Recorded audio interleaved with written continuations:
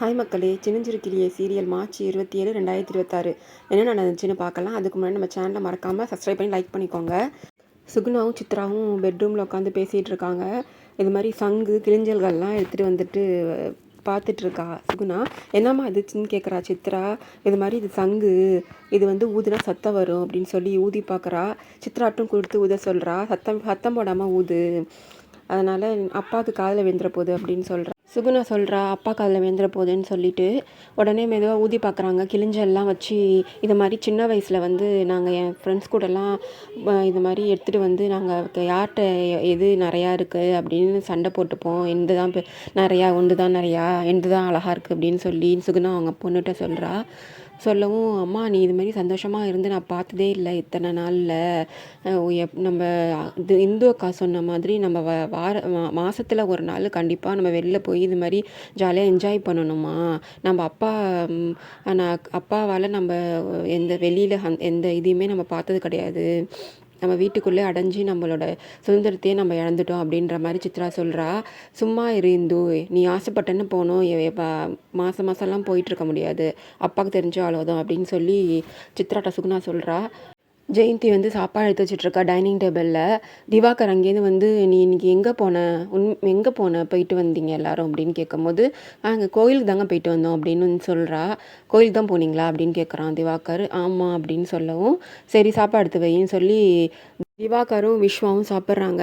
உடனே ஜெயந்திகிட்ட வந்து இந்து சொல்கிறா, பக்கத்துலேயே கூடவே நின்றுட்டுருக்காரு கருணா, அவரை ஒரு வார்த்தை சாப்பிடுன்னு சொல்லாமல் இவங்க பட்டிக்கே சாப்பிட்டே இருக்காங்க அப்படின்னு சொல்லவும், இவங்கெல்லாம் மனுஷ ஜென்மமாக இருந்தால் தானே அவங்களுக்கெலாம் அந்த மனுஷ ஜென்மமே இல்லாமல் போயிடுச்சு உடம்புல அப்படின்னு சொல்லி ஜெயந்தி சொல்கிறா.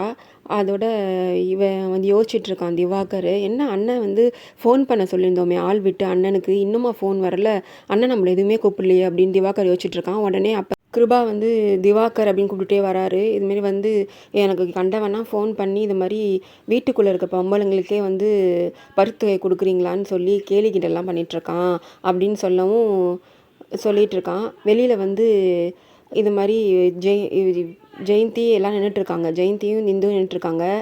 பக்கத்துலேயே கருணாவும் நிற்கிறான், அந்த விஸ்வாவும் நிற்கிறான். வந்து பேசிகிட்டு இருக்கார் திவாகர். இது மாதிரி ஒன்றால் தான் நீ வந்து எதுக்கு வந்து இந்த போட்டியில் கலந்துக்கிட்ட, எங்கள் அண்ணனுக்கு வந்து ஒன்றால் தான் அசிங்கமாக போயிடுச்சு, கண்டவெல்லாம் எங்கள் அண்ணனுக்கு ஃபோன் பண்ணி இது மாதிரி கேட்குறானுங்க, உங்கள் வீட்டு பொண்ணுங்களுக்கே பரிசு போட்டி வச்சு நீங்களே பரிசு கொடுத்துப்பீங்களா அப்படின்னு சொல்லவும், அதுக்கு வந்து இந்து சொல்கிறா, நான் வந்து வேணும்னு கலந்துக்கல, எங்கள் அப்பாவுக்கு உடம்பு சரியில்லை, அந்த காசு வேணும் எனக்கு, அது இருந்தால் தான் அவருக்கு ஆப்ரேஷன் பண்ண முடியும், அதனால் கலந்துக்கிட்டேன், உங்கள்கிட்ட கேட்டேன் நீ கொடுக்கல, நான் அதனால தான் கலந்துக்கிட்டேன் அப்படின்னு சொல்லவும், நீ வந்து திமிரா பேசுறியா என்கிட்டயே அப்படின்னு சொல்லி அவன் திவாகர் சொல்கிறான். நான் வந்து உண்மையை தானே சொன்னேன், எங்கள் அப்பாவுக்கு ஆப்ரேஷன் பண்ண காசு கேட்கும்போது நீங்கள் தரலை, அந்த போட்டியில் கலந்துக்கிட்டு தான் நான் ஜெயிச்சு தானே வாங்கினேன் காசு, நான் பரிசு வாங்கி எங்கள் அப்பாவுக்கு ஆப்ரேஷன் பண்ணேன் அப்படின்னு சொல்லவும், கருணாவும் ஆனால் பாவம் நான் உங்கள் அப்பாவுக்கு உடம்பு முடியாமல் அதனால தான் அவன் கலந்துக்கிட்டு இது மாதிரி இந்த போட்டியில் வின் பண்ணி உங்கள் அப்பாவுக்கு ஆப்ரேஷன் நடந்திருக்கு அப்படின்னு சொல்லவும், நீ என்ன அவன் சப்போர்ட்டா அப்படின்னு திவாகர் கேட்குறான். இந்து சொல்கிறா, அவர் என்ன நியாயத்து தானே பேசுகிறாரு, எதுக்கு அவரை வந்து இப்படி சொல்கிறீங்க அப்படின்னு இந்து சொல்லவும், உடனே அந்த விஸ்வா இருக்கான்ல அவன் வந்து சுகுணாவோட பையன், உடனே இந்துவை வந்து என்னோட சித்தப்பாவே நீ வந்து எய்த்து பேசுகிறியா, இந்த வேலைக்காரி அப்படின்னு சொல்லவும் இவனுக்கு கோவம் வந்துடுது. இதுமாரி எதுக்கு பேசுகிற, பெரியவங்க சின்னவங்கன்னு இல்லையா, மன்னிப்பு கேளு அப்படின்னு சொல்கிறாரு கருணா. உடனே இந்துக்கிட்ட மன்னிப்பு தானே கேட்குறேன்னு சொல்லி விஷ்ணு வந்து அவளை கையை ஓங்கிட்டு அடிக்க போகிறான். அந்த கையை பிடிச்சி தடுத்துடுறாரு கருணா.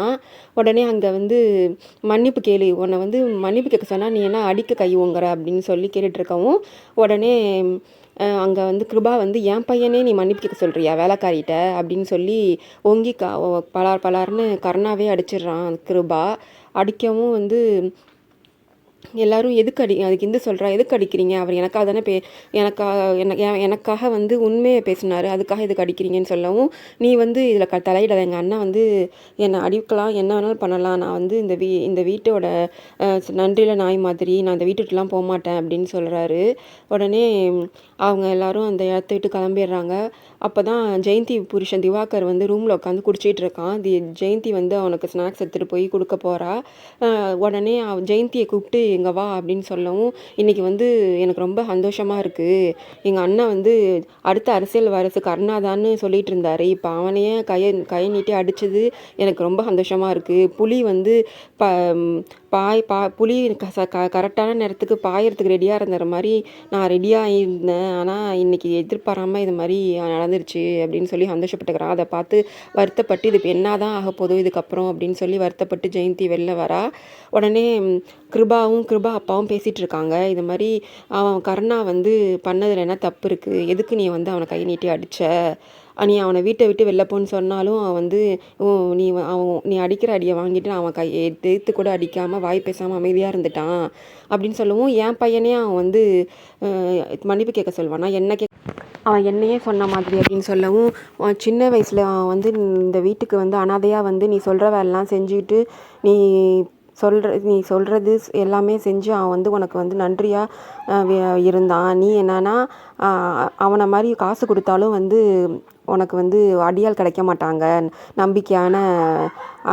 நம்பிக்கையானவங்க. ஆனால் நீ என்னன்னா அவனை கை நீட்டி அடிச்சிட்ட அப்படின்னு சொல்லிட்டு இருக்காரு. உனக்கு ஞாபகம் இருக்கா, கருணா தான் இந்த வீட்டு குலசாமி, அவன் வந்து உன்னோட காவல்காரன் மாதிரி. நீ ஞாபகம் வரல, மறந்துட்ட போல இருக்கு உனக்கு. ஜாதகம் உனக்கு பார்க்கும்போது அவன் பக்கத்தில் இருந்தால் தான் நீ ரொம்ப நாள் உயிரோடு இருக்க முடியும். அவன் இந்த வீட்டை விட்டு போயிட்டானா அடுத்த நாளே உன்னோட சாவு உறுதின்னு சொன்னது ஞாபகம் இல்லையா அப்படின்னு வந்து கேட்குறாரு. அதுக்கு நீ என் பையனையே மன்னிப்புக்க சொல்வானான்னு சொல்லும் போது, ஒரு தடவை உன் பையன் பண்ண ஆக்சிடென்ட் அவன்னு ஏற்றுக்கிட்டான். நீ வந்து அந்த பொண்ணை கல்யாணம் பண்ண சொன்னது அவன் கல்யாணம் பண்ண சொன்னானா, நீ அவனை வந்து சம்மந்தமானு கேட்காம இந்து கழுத்தை தாலி கட்ட சொன்னீங்க, அதையும் அவன் செஞ்சான். நீ சொன்னதெல்லாம் அவன் இது வரைக்கும் தட்டாமல் செஞ்சிட்ருக்கான். அவனை மாதிரி நம்பிக்கையான ஒரு விசுவாசி கிடைக்கிறது ரொம்ப கஷ்டம் அப்படின்னு சொல்லிகிட்ருக்காரு. இவன் வந்து யோசிச்சு பார்க்குறான், யோசிச்சு பார்க்குறான் அந்த ஜோஷியக்காரர் சொன்னதெல்லாம். இது மாதிரி அவன் பக்கத்தில் இருந்தால் தான் இவனுக்கு வந்து சாவு வராது, இல்லாட்டினா வந்து இவனுக்கு வந்து கண்டம் இருக்குது அப்படின்னு சொன்னதை சரின்னு யோசித்து பார்த்துட்டு அதோட இந்த எபிசோடு முடியுது. அடுத்தது என்ன நடக்க போகுதுன்னு அடுத்த எபிசோடில் பார்க்கலாம். அதுக்கு முன்னாடி நம்ம சேனலை மறக்காமல் சப்ஸ்கிரைப் பண்ணி லைக் பண்ணிக்கோங்க. பாய் மக்களே.